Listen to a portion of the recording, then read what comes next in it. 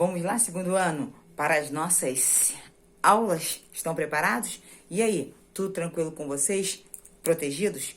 Hoje nós vamos para uma aula que é chamada com o tema de Revolução Industrial. Essa aula já tem exercícios, no Google Classroom para que vocês façam. Vou dar uma resumida para que vocês possam entender. Veja bem, o tema é Revolução Industrial. O que é revolução? É modificação, é transformação. Veja bem, vamos falar da primeira Revolução Industrial que ocorreu na Inglaterra, sobre as grandes mudanças. E simplesmente nós temos que saber o porquê exatamente ocorreu na Inglaterra. Professora, por que não ocorreu em outro país? Exatamente na Inglaterra. Vou explicar para vocês. Veja bem como é fácil. Primeiramente, a Inglaterra tinha fatores importantes. Ela tinha, a primeira grande questão da Inglaterra era a acumulação de capital. A Inglaterra conseguia acumular para investir. Isso é uma prática muito positiva. Então, não gaste tudo que você tem. Junte aí. Posteriormente, a Inglaterra tinha uma ética protestante. Qual era a ética protestante que tinha? Quanto mais você acumulava, mais rico você ficava. E a acumulação de riqueza era defendida pelos protestantes.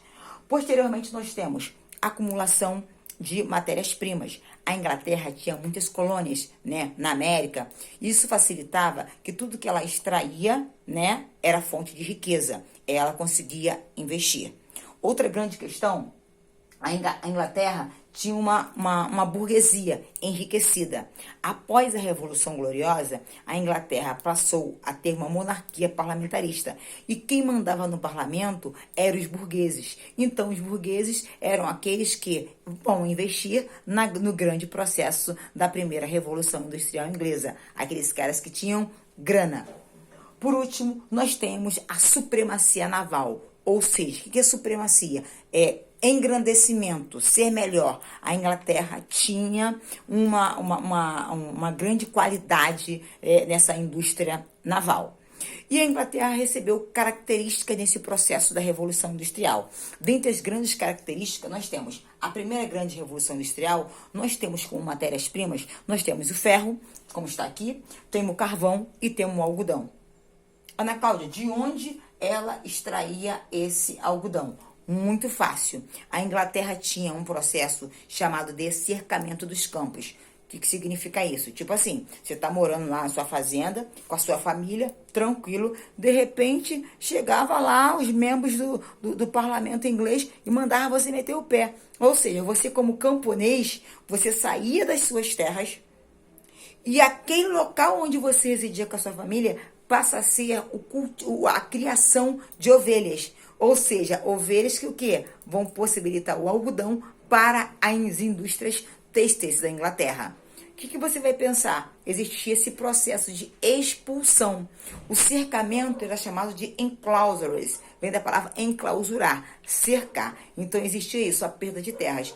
Esses camponeses que expediam as terras no cercamento dos campos, metiam o pé para as cidades e se tornavam o quê, então? Se tornavam os próprios operários, tá? Daí vai surgir a mão de obra disponível para o trabalho nas grandes indústrias inglesas.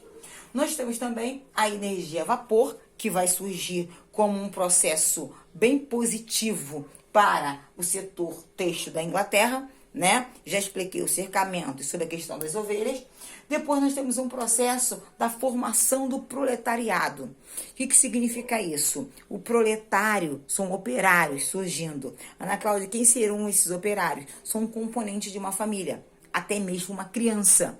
Por quê? Porque a criança, com suas mãos delicadas, existia todo o equipamento, as máquinas, e elas conseguiam colocar as mãos onde uma mão humana não chegava.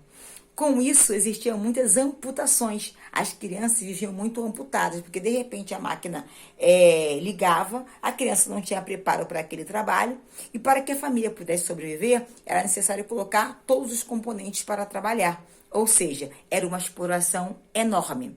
Ou seja, o ser humano passa a ser visto somente como um produto pronto a produzir para enriquecer a burguesia inglesa. Nós temos esse processo de urbanização, de crescimento das cidades, dos guetos, dos subúrbios. As grandes cidades que nós conhecemos hoje, como Liverpool, Newcastle, essas cidades foram desenvolvidas nesse tamanho intenso produtivo. Eram cidades aglomeradas, poluídas, devido ao grande processo de industrialização, tá ok?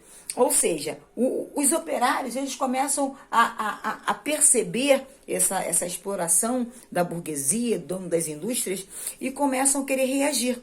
Então, na própria Revolução, surgem dois grandes movimentos, o movimento ludita e o movimento cartista. O movimento ludita era um movimento meio agressivo e queria partir para a luta com o patrão, queria quebrar as máquinas, queriam contestar a exploração das grandes horas trabalhadas, baixíssimos salários, alimentação ruim, né, habitação onde residiam muito ruim. Eles começaram a contestar através da luta que iriam chegar à conclusão. Bem, não foi muito positivo isso, porque o grande líder do movimento ludita, ele foi o quê? Executado.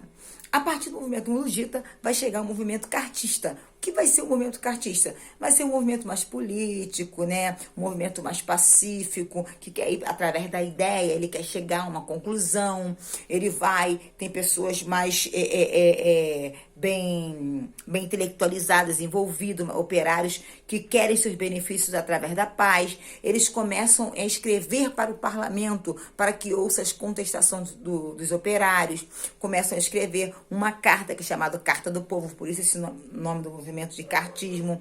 Então, nessa carta é escrito que eles querem redução do trabalho, né, redução da jornada, melhores salários, uma habitação melhores para os operários, tá?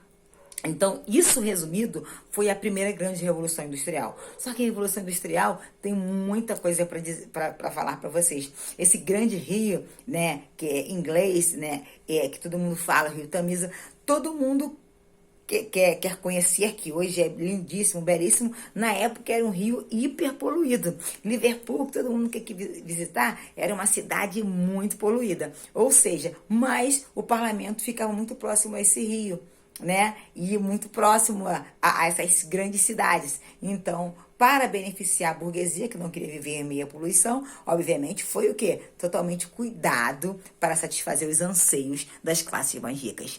Um grande abraço. Beijão.